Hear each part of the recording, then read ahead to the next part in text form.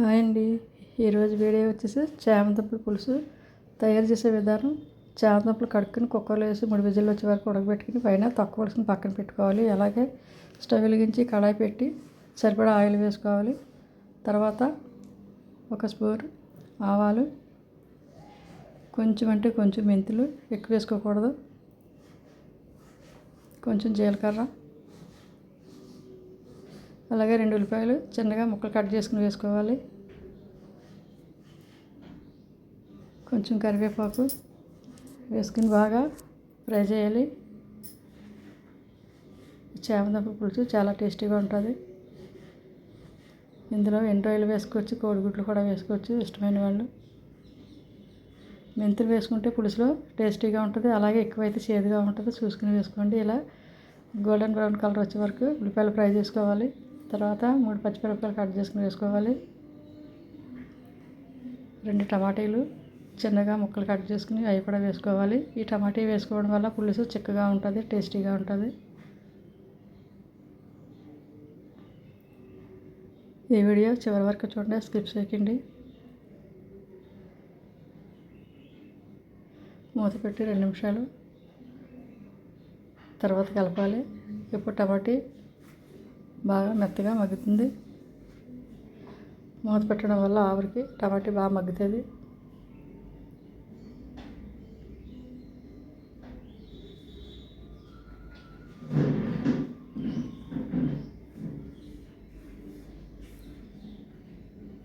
చామదుంపలు పెద్దగా ఉంటే చిన్న చిన్నగా కట్ చేసుకోవాలి.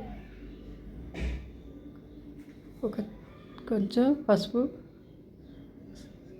టేస్ట్కి తగ్గ సాల్ట్, అలాగే కారం మీరు తినే దాన్ని బట్టి ఉంటుంది.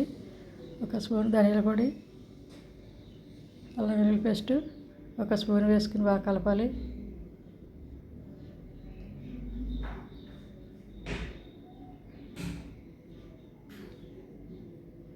అడుగు అంటకుండా కలుపుతూ ఉండాలి. అలాగే ఆయిల్ సపరేట్ అయ్యే వరకు కలుపుకోవాలి. తర్వాత చింతపండు రసం వేసుకోవాలి.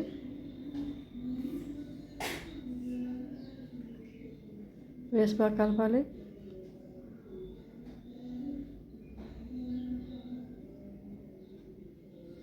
చూడండి ఎంత కలర్ఫుల్గా ఉందో. కొంచెం వాటర్ వేసుకోవాలి. సరిపడా వాటర్ వేసుకోవాలి పులుసుకు తగ్గట్టు.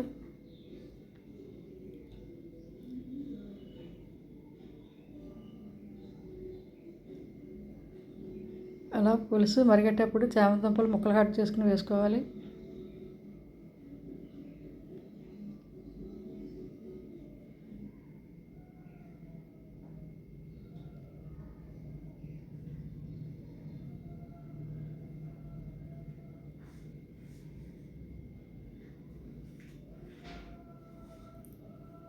ఆల్రెడీ కొత్తిమీర చల్లుకోవాలి. కొంచెం చూస్తుంటేనే నోరు ఊరిపోతుంది.